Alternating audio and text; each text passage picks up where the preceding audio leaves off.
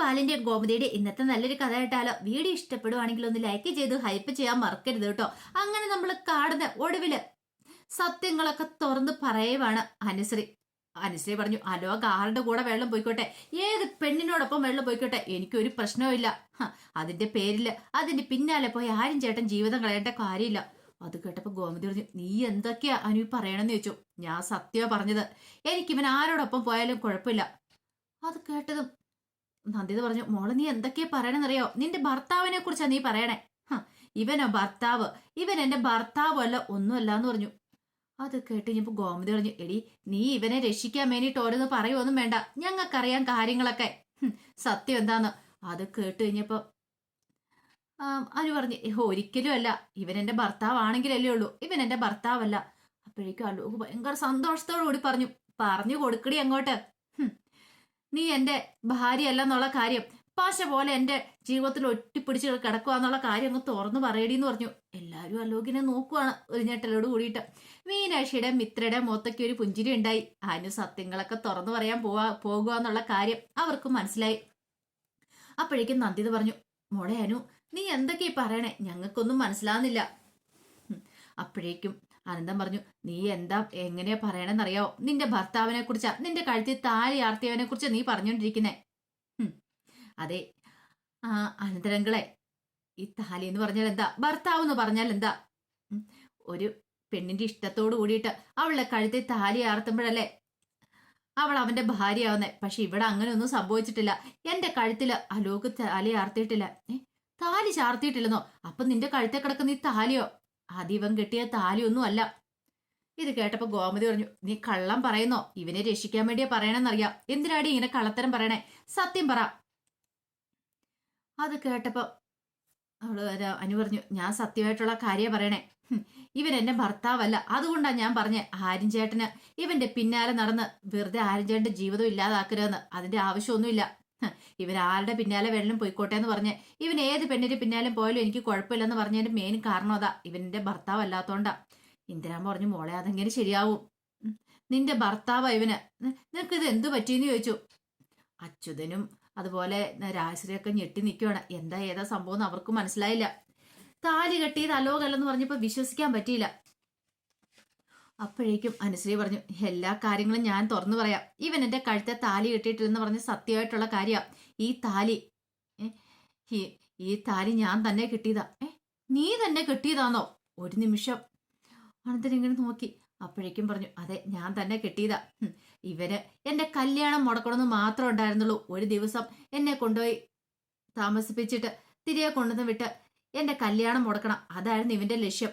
അതിനു വേണ്ടിയിട്ട്, അല്ലാതെ ഇവൻ എന്നോട് സ്നേഹവും മണ്ണാങ്കട്ട പ്രേമവും കാര്യങ്ങളും ഒന്നും ഉണ്ടായിരുന്നില്ല.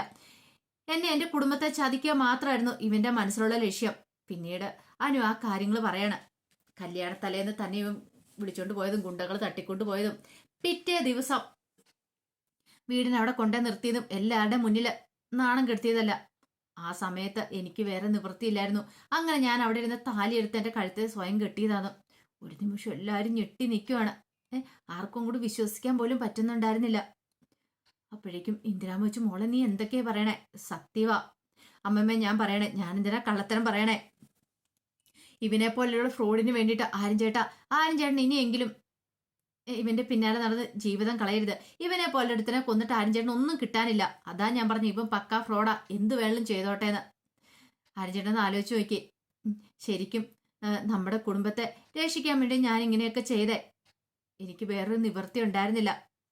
ഇത് കേട്ടിപ്പോ ഗോമതിയുടെയൊക്കെ മുഖം വല്ലാതായിപ്പോയി. അപ്പോഴേക്കും ധർമ്മൻ ആലോചിച്ചു, എന്റെ ദൈവമേ, അനു തെറ്റൊന്നും ചെയ്തിട്ടില്ലേ? എന്നിട്ട് തെറ്റ് ചെയ്യാത്ത അനുവിന് വേണ്ടിയിട്ടാണല്ലോ ഇത്രയും കാലം അവളെ പഴിച്ചുകൊണ്ടിരുന്നേ. പാവം, അവളെ കുറെ കുറ്റപ്പെടുത്തിയിട്ടുണ്ട്. അവള് തെറ്റൊന്നും ചെയ്തിട്ടില്ലായിരുന്നെങ്കിൽ അവളെ കുറ്റപ്പെടുത്തിയതൊക്കെ പാവമല്ലേ? അങ്ങനെയൊക്കെ ഒരു ചിന്ത ധർമ്മന്റെ മനസ്സിലുണ്ടായി. സുകന്യ വരെ ശരിക്കും ഞെട്ടിപ്പോയി ഇത് കേട്ട് കഴിഞ്ഞപ്പോഴത്തേനും. ഈ സമയത്ത് അനുശ്രീ പറഞ്ഞു, ഞാൻ ചെയ്ത തെറ്റാന്ന് എനിക്ക് ഇപ്പോഴും തോന്നുന്നില്ല.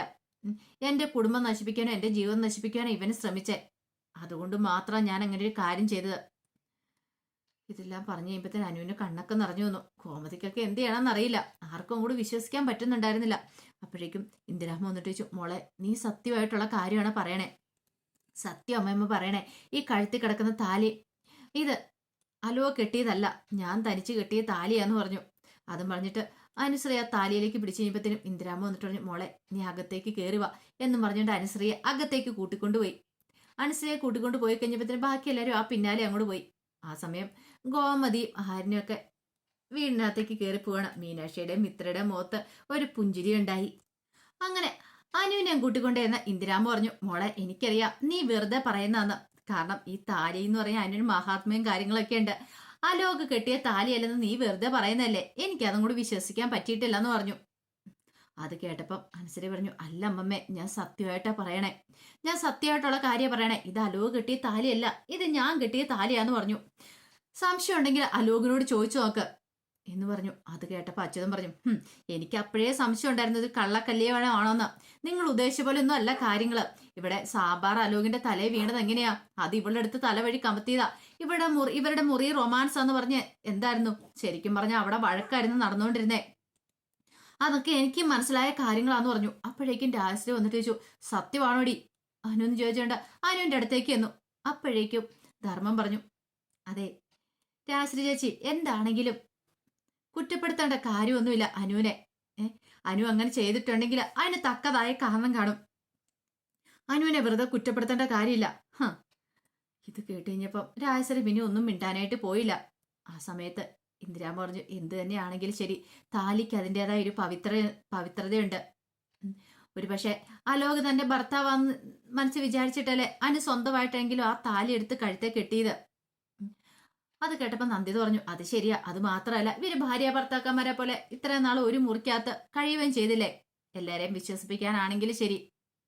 അപ്പൊ പിന്നെ ഇതിലെന്താണെങ്കിലും എത്രയും പെട്ടെന്ന് ഒരു നടപടി ഉണ്ടാവണം. അപ്പോഴേക്കും ഇന്ദിരാമ്മ പറഞ്ഞു, ഒരു കാര്യം ചെയ്യാം, ബാലിനുമായിട്ട് ആലോചിച്ച് എല്ലാരെയും വിളിച്ചു കൂട്ടിയിട്ട് ഈ വിവാഹം നമുക്ക് അങ്ങോട്ട് ആർഭാടമായിട്ട് അങ്ങോട്ട് നടത്താം. ഇനിയിപ്പം ഇവർക്കൊരു ജീവിതം വേണ്ടേ, ഞാൻ നോക്കിയിട്ട് അതാണ് ഏറ്റവും നല്ല വഴി. അത് കേട്ടപ്പം അനുശ്രീ ഒന്നും മിണ്ടിയില്ല. എന്താ മോളെ, നീ എന്താ ഒന്നും മിണ്ടാത്തേന്ന് ചോദിച്ചു. അനു ഒന്നും മിണ്ടാതെ നിൽക്കുന്ന കണ്ടു കഴിഞ്ഞപ്പോഴത്തേനും അലോകിനോട് ചോദിച്ചു, നീ എന്താടാ ഒന്നും പറയാത്തെ, നിന്റെ അഭിപ്രായം എന്താന്ന് നന്ദിത ചോദിച്ചു. അവൾ ആദ്യം പറയട്ടെ, അവളുടെ തീരുമാനം എന്താന്ന് പറയട്ടെ, എന്നിട്ട് ഞാൻ അഭിപ്രായം പറയാന്ന് പറഞ്ഞു. കാരണം അലോക് ഒന്നും മിണ്ടാതെ അനുശ്രീയെ രൂക്ഷമായിട്ട് ഇങ്ങനെ നോക്കുവാണ്. ഇതേ സമയത്ത് ഗോമതിയുടെ അടുത്ത് വന്നിട്ട് ആര്യം പറഞ്ഞു, അമ്മേ ഇപ്പൊ തന്നെ അനുവിനെ നമുക്ക് ഇങ്ങോട്ടേക്ക് വിളിക്കണം. ആകാശ് പറഞ്ഞു, അത് ശരിയാ, സത്യങ്ങളൊക്കെ അറിഞ്ഞിട്ട് ഇനി അവളെ നമുക്ക് അവിടെ നിർത്താനായിട്ട് പറ്റില്ല. ആനന്ദ് പറഞ്ഞു, അലോക് എന്ത് ചെയ്യാൻ മടിക്കാത്തവനാ. അപ്പോഴേക്കും ആര്യം പറഞ്ഞു, അത് ശരിയാ. അപ്പോഴേക്കും ഗോമതി പറഞ്ഞു, എടാ എടുത്തു ചാടി ഒരു തീരുമാനം ഒന്നും എടുക്കല്ലേ, എനിക്കിപ്പോഴും പകുതി അങ്ങോട്ട് വിശ്വസിക്കാൻ പോലും പറ്റിയിട്ടില്ല. എന്താ സംഭവിച്ചെന്ന് പോലും എനിക്ക് മനസ്സിലാവുന്നില്ല. അമ്മേ ഇനി കൂടുതലൊന്നും അമ്മ ആലോചിക്കാനില്ല. അനുവിനെ എത്രയും പെട്ടെന്ന് ഇങ്ങോട്ടേക്ക് വിളിക്കണം. അവൾ അവിടെ നിന്നിട്ടുണ്ടെങ്കിൽ അവളുടെ ജീവന് പോലും ആവത്താം. അല്ലെങ്കിലും ഈ ആന്റെ മുന്നിൽ വെച്ച എത്രയോ വട്ടം അനുവിനെ ഈ അലോക് എന്ന് പറയുന്ന ഇൻസൾട്ട് ചെയ്തിട്ടുണ്ട് അമ്മയ്ക്കറിയാവോ എന്ന് ആകാശ് പറഞ്ഞു. അത് കേട്ടപ്പോൾ ആര്യം പറഞ്ഞു, ശരിയാ അമ്മേ, അതുകൊണ്ട് എനിക്ക് നല്ല പേടിയുണ്ട്. ഇനിയിപ്പോ സത്യങ്ങളൊക്കെ തുറന്നു പറഞ്ഞ സ്ഥിതിക്ക് അലോക് അവളെ വെറുതെ വിടാൻ ഉദ്ദേശിക്കുന്നുണ്ടായിരിക്കില്ല. അതുകൊണ്ട് അവളെ ഇങ്ങോട്ടേക്ക് തിരികെ വിളിക്കണം. അപ്പോഴേക്കും ഗോമതി പറഞ്ഞു, അതിന് അവൾ പറഞ്ഞ കാര്യങ്ങളൊക്കെ സത്യമെന്ന് ആര് കണ്ടു? അവനെ രക്ഷിക്കാൻ വേണ്ടി പറഞ്ഞാണെങ്കിലോ. ആ സമയത്ത് മീനാക്ഷി മിത്രയോട് പറഞ്ഞു, നമുക്കെല്ലാം തുറന്നു പറഞ്ഞാലോ എന്ന് ചോദിച്ചു. മീനാക്ഷി പറഞ്ഞു, അമ്മേ ഞാനൊന്ന് പറഞ്ഞോട്ടെ, അനു പറഞ്ഞത് സത്യമായിട്ടുള്ള കാര്യം. അത് നിനക്കെങ്ങനെ അറിയാം? നീ അവിടെ മിണ്ടാതിരിക്കുക. എന്താണെങ്കിലും ബാലേട്ടൻ ഇങ്ങോട്ടേക്ക് വരട്ടെ, ബാലേട്ടനെ വിളിച്ചിട്ടുണ്ട്. ഇപ്പൊ നമ്മൾ അവളെ പോയി കൂട്ടിക്കൊണ്ട് വന്നിട്ടുണ്ടെങ്കിലേ ഇവിടെ വരുമ്പത്തേനും ബാലേട്ടൻ ചിലപ്പം അവളെ കൊണ്ടേ വിടാൻ പറഞ്ഞ പിന്നെ അത് പ്രശ്നമാവൂലേ. അപ്പോഴേക്കും ആര്യം പറഞ്ഞു, അത് അപ്പോഴത്തെ കാര്യമല്ലേ, ഇപ്പോഴെന്താളും പോയി കൊണ്ടുവരാം. അത് വേണ്ട, ഞാൻ ബാലേട്ടനോട് വരാൻ പറഞ്ഞിട്ടുണ്ട്. എന്തെന്നും പറഞ്ഞിട്ടുണ്ട്, ഒരത്യാവശ്യ കാര്യമുണ്ട്, ഇവിടം വരെ വരാൻ പറഞ്ഞിട്ടുണ്ട്. എന്താണെങ്കിലും ബാലേട്ടൻ ഇപ്പൊ തന്നെ വരും, അപ്പോഴറിയാന്ന് പറഞ്ഞു. അങ്ങനെ സംസാരിച്ചുകൊണ്ടിരിക്കുന്ന സമയത്ത് ബാലൻ വരുന്നേ. ബാലൻ വന്നിട്ട്, എന്താ ഗോമതി എന്നോട് ഇങ്ങോട്ടേക്ക് വരാൻ പറഞ്ഞ എന്താന്ന് ചോദിച്ചു. അപ്പോഴേക്കും ആകാശ് പറഞ്ഞു, അത് പിന്നെ അച്ഛാ ഒരു പ്രശ്നമുണ്ട്. ആ സമയം ഗോമതി പറഞ്ഞു, പറയാൻ പോകുന്ന കാര്യം കേട്ടിട്ട് ബാലൻ എടുത്ത് ചാടി ഒരു തീരുമാനമൊന്നും എടുക്കരുത്, ശ്രദ്ധയോടെ കേൾക്കണമെന്ന് പറഞ്ഞു. ആ സമയം ആകാശ് പറഞ്ഞു, ഇന്ന് ആരും പോകുന്ന സമയത്ത് അലോകിനെ ഒരു പെണ്ണിനെയും കൂടെ കണ്ടിട്ടുണ്ടായിരുന്നു. അലോകിന്റെ ബൈക്കിന് പിന്നിരുത്തി കൊണ്ടുപോകുന്നേ. അത് കണ്ടപ്പോൾ ആരിനും സഹിച്ചില്ല. ഇവിടെ വന്ന് അവൻ അതിനെ ചോദ്യം ചെയ്ത് കഴിഞ്ഞപ്പോഴത്തേനും അങ്ങോട്ടും ഇങ്ങോട്ടും ഭയങ്കര പ്രശ്നങ്ങളും കാര്യങ്ങളും ഒക്കെ ആയി. ആ സമയം ആനന്ദ് പറഞ്ഞു, അപ്പോഴാണ് അനുവിന്റെ ഒരു വെളിപ്പെടുത്തൽ വന്നേ. അലോക് അവളെ കല്യാണം കഴിച്ചിട്ടില്ല, അവളത് സ്വയം കിട്ടിയ താലിയാന്നുള്ള കാര്യങ്ങളൊക്കെ.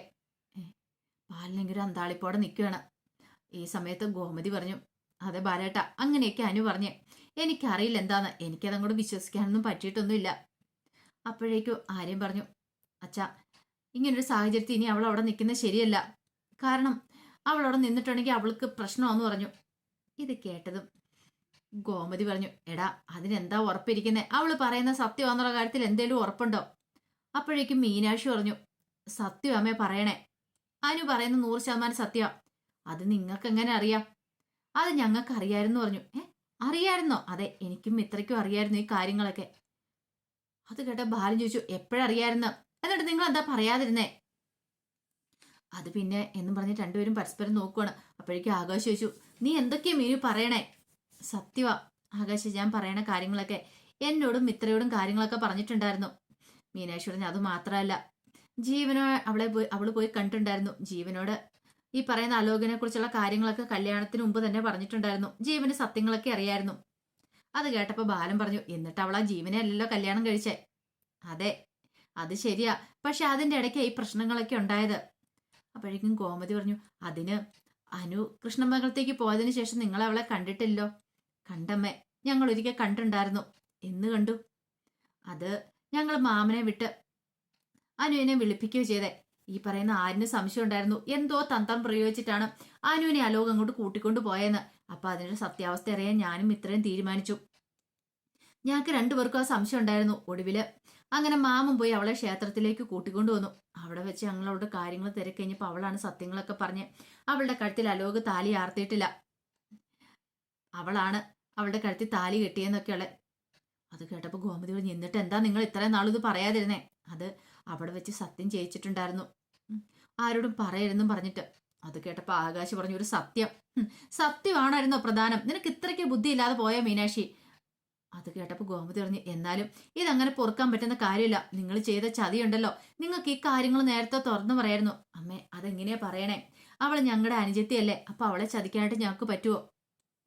അവളുടെ മനസ്സിൽ ചില ലക്ഷ്യങ്ങളൊക്കെ ഉണ്ടായിരുന്നു. അത് നിറവേറ്റി കഴിയുമ്പോൾ അവൾ തന്നെ സത്യങ്ങളൊക്കെ തുറന്നു പറഞ്ഞോളാന്ന് പറഞ്ഞിട്ടുണ്ടായിരുന്നു ഞങ്ങളോട്. അതിനു മുമ്പ് ഒരു കാരണവശാലും ആരും അറിയരുതെന്ന് പറഞ്ഞു. അതുകൊണ്ടാണ് ഞങ്ങൾ പറയാതിരുന്നേ. ആ സമയം ഗോമതി പറഞ്ഞു, എന്താണെങ്കിലും ശരി, ഇതങ്ങനെ ക്ഷമിക്കാൻ പറ്റില്ല. നിങ്ങൾ ചെയ്ത ചതി തന്നെയാ. നിങ്ങളെ അത്രമാത്രം കണ്ട് ഞങ്ങൾ സ്നേഹിച്ചിട്ട് എന്ന് പറഞ്ഞപ്പോ ബാലൻ പറഞ്ഞു, നിർത്ത് എന്ന് ഗോമതിയോട് പറഞ്ഞു. ബാലേട്ട, അതെ, നിർത്താനല്ലേ പറഞ്ഞെന്ന് ചോദിച്ചു. ബാലൻ ചില കണക്കുകൂട്ടലുകളൊക്കെ മനസ്സിൽ നടത്തിയിട്ടുണ്ടായിരുന്നു. അപ്പൊ തന്റെ മോൾ ഒരു തെറ്റും ചെയ്തിട്ടില്ല എന്നൊരു ചിന്ത ബാലന്റെ മനസ്സിലുണ്ടാകുന്നുണ്ട്. അപ്പൊ അതിന്റെ കഥകളൊക്കെയാ കാണുന്നത്. ഇനിയിപ്പോ ബാലൻ എന്ത് തീരുമാനം എടുക്കുമെന്ന് നമുക്ക് കണ്ടറിയാം. അനുവിനെ പോയി വിളിച്ചോണ്ട് വരുവോ, അതോ ഇനിയിപ്പോ കല്യാണം നടത്താനായിട്ട് ഇറങ്ങുമെന്ന്. അപ്പൊ അതിന്റെ കഥകൾക്കായി നമുക്ക് എല്ലാവർക്കും കാത്തിരിക്കാം കേട്ടോ. ഒരിക്കൽ കൂടി എല്ലാവർക്കും ശുഭദിനം നേർന്നുകൊണ്ട് നിർത്തുന്നു.